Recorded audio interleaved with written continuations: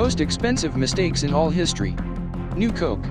One of the most notorious product flops in history, New Coke was an ill-fated attempt on the part of Coca-Cola to compete with Pepsi's growing popularity. In 1985, New Coke was released. It was a sweeter-tasting soda that Coke hoped would make Pepsi's sales go flat.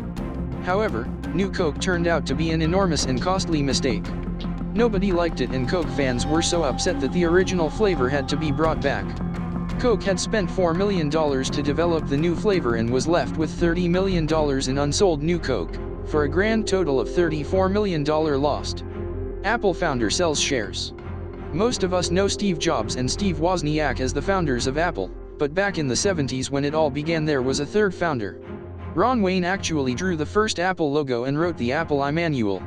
However, tensions between Wayne and Jobs led to him selling his stock. Wayne had a 10% share in Apple, which he sold in 1978 for a mere $800. Had he held onto those shares, they would be worth at least $35 million today. Luckily, Wayne has made peace with his choice. He told the Daily Mail, "I made a decision that allowed me to pursue my interest. I honestly don't regret walking away at all." Lost Bitcoin. James Howells is a British IT worker who made a mistake that cost him over $100 million. In 2009, Howells began using his personal laptop to mine the cryptocurrency Bitcoin. Although his laptop eventually stopped working, he held onto the drive that contained his 7,500 Bitcoin, worth $127 million today.